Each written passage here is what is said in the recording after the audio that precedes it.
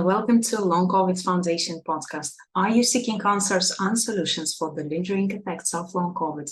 Well, you've come to the right place. This is your go-to channel for educational resources tailored to help you understand and cope with the challenges of long COVID. Whether you've been following us from the beginning or just joining our ever-growing community, we extend a warm invitation for you to hit that subscribe button and become a part of our ever-curious and supportive audience. Today, we're delving into a topic that has captured the interest of many: genetics and long COVID, an area that holds immense promise for drug discovery. It is a subject that, despite being least researched among long COVID scientists, has lots of potential answers and breakthroughs that can make a profound impact on your journey towards wellness. So without further delay, let's give a warm welcome to Dr. Steve Gardner, CEO of PrecisionLife, whose team has done amazing research on first detailed genetic risk factors for long COVID and common mechanisms within ECFS and other complex diseases. Let's get started. Steve, very nice to see you on our channel. Thanks very much, Valentina. Very nice to be here. So, Steve, before we go deeper into the research that you have done and your team, could you please introduce yourself and talk a little bit more about the PrecisionLife? Certainly. I'm Steve Gardner. I'm CEO and co-founder of PrecisionLife.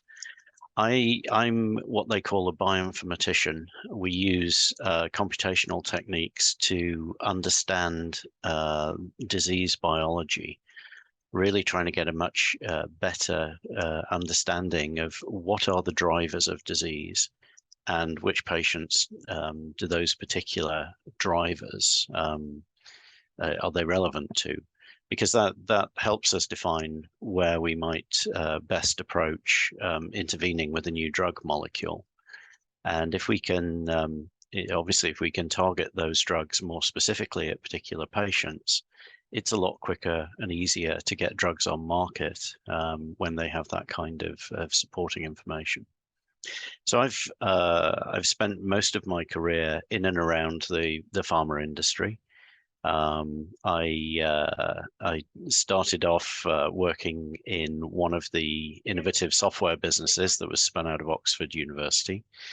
I then went over to run research informatics for Astra, which is now AstraZeneca, out of Sweden at the time, really managing all of the R&D data that was being generated by the organization. Among many other things, I was also involved in some of the first rounds of the Human Genome Project, and we've seen the results of that project transform the way that we think about oncology and cancer treatment. You know, instead of having a lot of individual tissue-defined diseases, we now have specific molecular mechanisms, and you can do DNA sequencing of a particular tumor type and recommend a medicine on the basis of that particular sequence. And that has transformed the way that we deal with oncology. Unfortunately, we don't have the same insight into long COVID or a raft of other complex chronic diseases. And I would put dementia, Alzheimer's disease, ALS, endometriosis, chronic fatigue syndrome are all in this category. And that's really where PrecisionLife set up. It was to enable us to take large-scale patient data sets, to analyze them, to identify these disease drivers and the patient subgroups to which they're relevant. And that's what we do, and that's how we've ended up at long COVID, really trying to untangle all of the really complex and diverse symptoms that you see inside the disease, tie them back to individual genes, and then decide which of those might be most tractable for new drug discovery. Absolutely. Thank you so much. This work is incredible, and I really appreciate that you started to look into long COVID, because this is what we need. We need new drugs for these patients. So going back into your research, Um, PrecisionLife identified 73 novel genes, which were highly associated with long COVID patients, and you looked into fatigue patients or fatigue aspects of these patients. So could you please elaborate on the process that was used to identify these 73 genes? Yes, absolutely. And I may share a couple of slides just to illustrate this. So let me share my screen with you. Where we start is always with patient data, and we have about 30 different data access agreements. So we work with patient charities, we work with research consortia, national biobanks. In this case, we worked with an organization called Sano Genetics, and Sano collected information on patients with a little saliva sample. I should say that some time ago we had an interview with Patrick Short, Yeah. who at that time was only starting the GOLD study, and there were quite many patients who after this interview went on to do this saliva testing, and it's great to see that this data was further used to generate your output. So well done to patients who participated. So thank you very much. Yeah, absolutely. We couldn't do any of this without patient data, because what we do when we have that data, the first thing that we do is start to understand for different patient subgroups, what are the individual drivers of their disease. Now, this happens to be Alzheimer's disease, but everybody whose data has ended up on this graph actually has exactly the same disease diagnosis. But when you start to look at the genetics underpinning them, you see that there are different molecular causes for different patient subgroups, and these are the colors that we see here. And we use that level of insight to identify what we call novel drug targets. These are the genes that new drugs are going to work against in order to have their effect on the disease. We also have biomarkers. These are tests that we can use to say, yeah, you're in the green group. You know, you would benefit from a medicine that was targeting that particular gene, rather than, for example, a drug that would be targeting the pink gene. You may not have a sensitivity, and therefore you wouldn't respond to a drug targeting that pink gene. When we do this, so the long COVID study was actually a follow-on study from some of the work that we did in chronic fatigue syndrome last year. So in I think November of last year, we published a paper where we found the first genetic associations with chronic fatigue. And you can see here for this subgroup in green, this represents about a quarter of chronic fatigue patients. And in this particular case, they're organized around a gene. It happens to be called ACAP1. It doesn't particularly matter. But this is a gene that's associated with turning on energy production in your cells after you've done exercise. And so defects in that gene sensitize patients to the post-exertional malaise particularly. So this you would expect, given, you know, our hypothesis is that patients who have defects in this gene would present with fatigue as their main symptom. And in fact, that's exactly what we see in this particular case, as opposed to the group next to them. So this subgroup, that's the green group. This is this blue group. It's a smaller subgroup, but now they have a neurotransmitter change, and that sensitizes them to sleep disturbance, to cognitive impairment or brain fog, if you like, and decreases in neurotransmitter level. So we can see at a very detailed level, you know, we're correlating these back to individual patients. So we can see exactly what's going wrong there, and we can use that information to target them with specific drugs. Thank you. That was really useful, especially to see that you are finding the main causes of particular symptoms that people are experiencing, and it will definitely help to get these particular drugs to tackle these genes. Many of these genes that you found have known genetic associations across complex diseases, including ME/CFS, as you mentioned, but you also found that they have linked to neurodegenerative, cardiovascular, autoimmune, and metabolic diseases. So how significant are these genetic associations found in long COVID patients with other complex diseases like ME/CFS?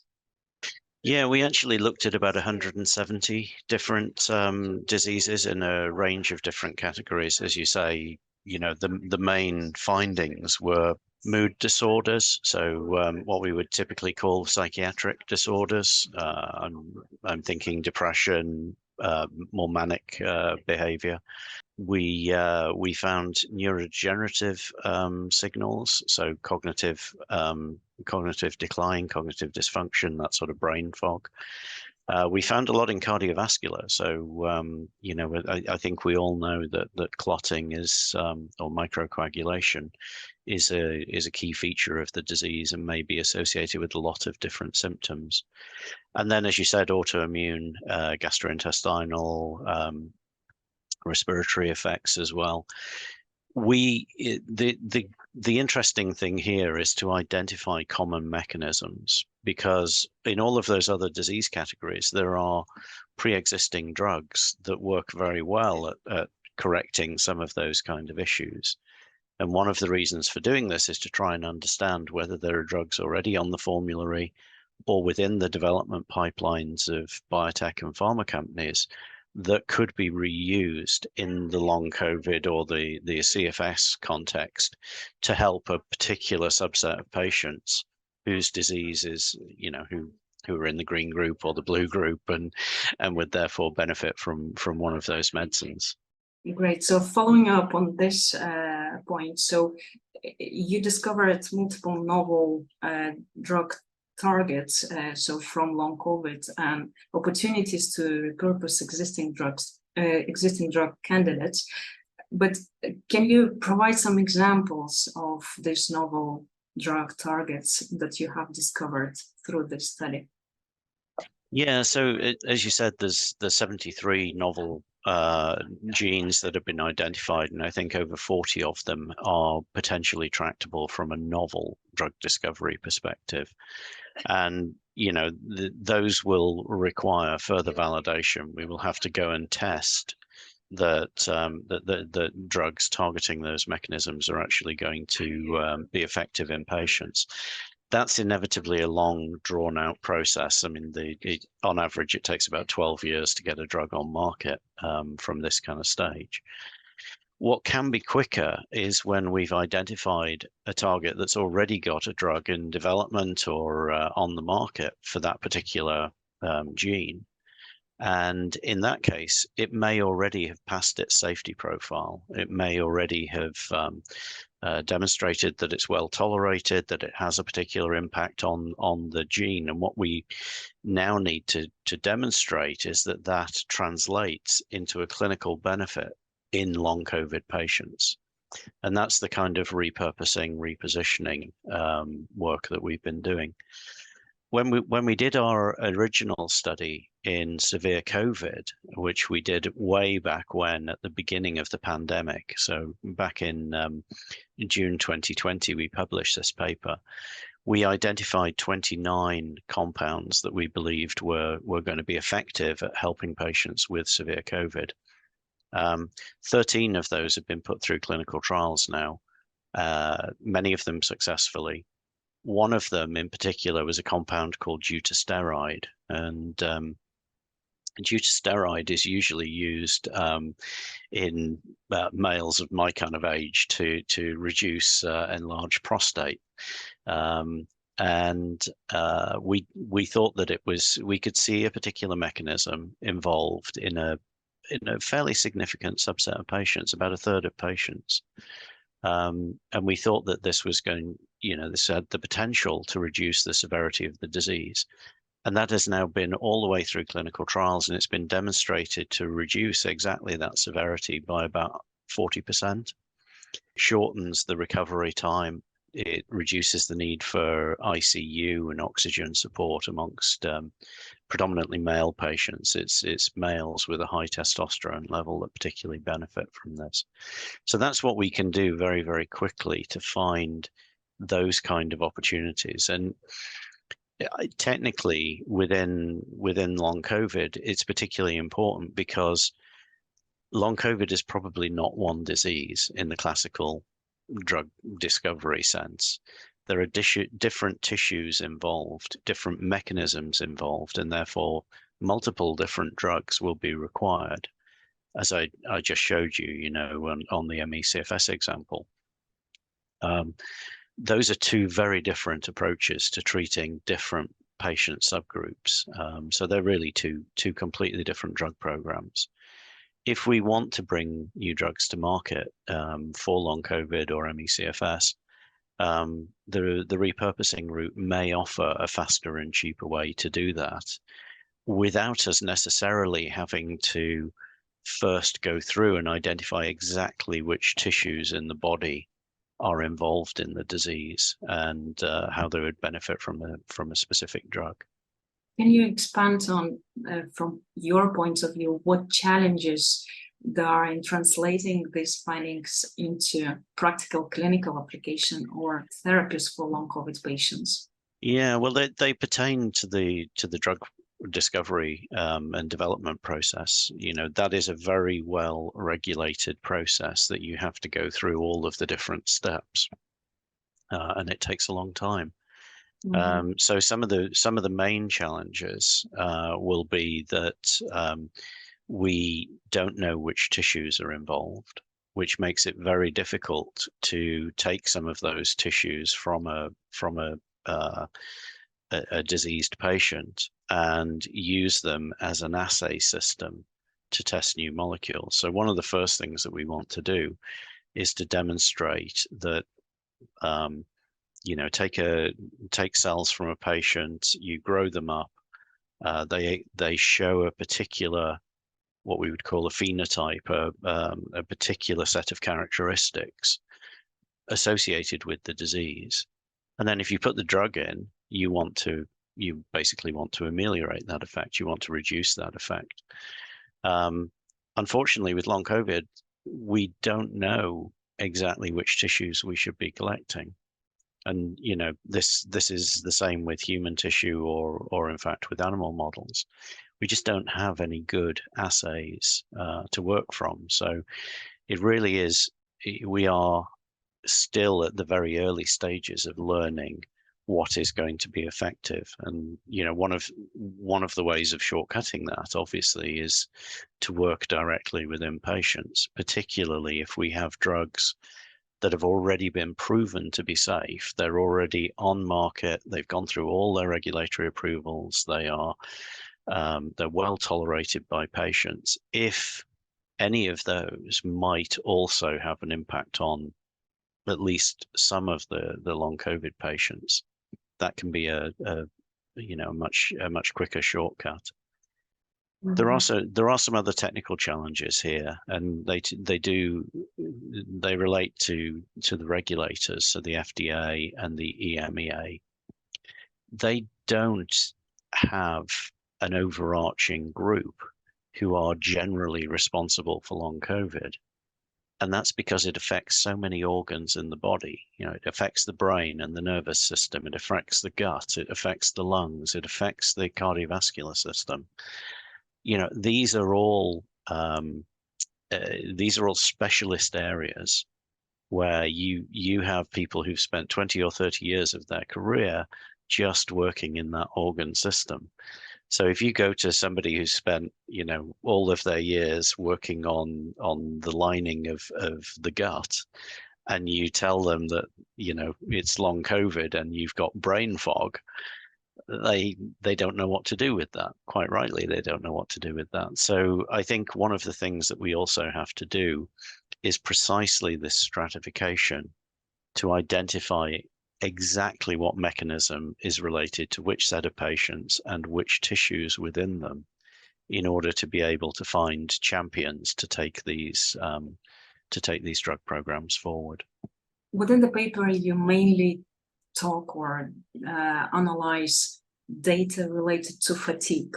Was it a specific wish that you wanted to look at the fatigue only, or talk a little bit more about this data extraction process and how Sana Genetics provided this data specific to fatigue? Yeah, we would have loved to get a lot deeper into into more of these kind of individual symptoms. We did look at a range of them. So we looked at mood disorders, we looked at cardiovascular kind of effects, respiratory effects, and fatigue. Unfortunately, we simply did not have enough data to prove statistically that the findings that we were getting were statistically significant. That's just a factor of the, we had about 1,800 patients worth of data. If we'd had 18,000 patients worth of data, we would have been able to go into a lot more detail. So there were some areas that we were particularly keen to study where we simply didn't have enough information. So POTS was one clear area we would have liked to try and identify a subgroup of patients who were, specifically demonstrating POTS-like symptoms. We'd have loved to go into the GI aspects of the disease or the autoimmune aspects of the disease. They're all, massively relevant and worthy of study in their own right. We simply didn't have enough data to convince the scientific community that the findings that we're generating are truly correct and not just random observations, because you can always find some signal. You have to have that level of statistical rigor in order to convince anyone. Sure. So what are the future directions after you produce this research? What are the plans to further expand it? Yeah, so we're really interested in a number of different things. So we've talked a lot about repurposing, and I think there are opportunities to work with patient charities and research consortia to find those opportunities, particularly where there are known safe drugs, to kind of test them. This is very much what the Recover study was doing as well, in the context of acute COVID. So I think there's a lot of even within this within the broad context of the disease, there's a lot of precedent for using that kind of approach. So that's one clear area that we wanted to go down. Another key piece of research for us is understanding this overlap at a mechanistic level and seeing whether the sensitivities that occur in one disease are translated across into other disorders. It'll give us a much clearer view of which drug targets we should be aiming at and which type of assay systems we could be using to interrogate, or test new drugs in those particular areas, and that will shortcut research a lot. But there's another key thing that we haven't really talked about very much, and that is diagnostics. So I showed you some results in chronic fatigue syndrome. We have in this study demonstrated that many of those overlap with long COVID. But that community of patients has been told for the last 30 years that it isn't a real disease and it's in their heads, and they should just push through and work harder and they'll get better. None of which is true. And because we haven't had a definitive diagnosis, because we haven't had a test that will definitively say, yes, you have, you're very, very likely to have ME/CFS. The disease gets hidden And I think we're even seeing this with long COVID in the clinical community. There's Absolutely. a, yeah, I mean, there's a feeling that if you can't do anything about it, it doesn't really exist. And, so the patient should just get on with it at a kind of clinical level. So one of the things that we're working on is very much like Sano did, basically a saliva swab where patients can present, they could do it themselves or they could go to a GP or primary care clinician. You could do a saliva test, have your sequence taken. And from that sequence, just like you saw in my MECFS, we can see whether you have the risk signatures for the disease and whether they're green or blue or pink or red, and therefore, understand the likelihood that you have the disease and which form of the disease is your particular form. Are you a fatigue? Are you cognitive impairment? Understanding that is incredibly valuable, I think, to the wider patient community, and it's not been done before. What I didn't tell you about that chronic fatigue was nobody has ever found a genetic association previously, not one that can replicate.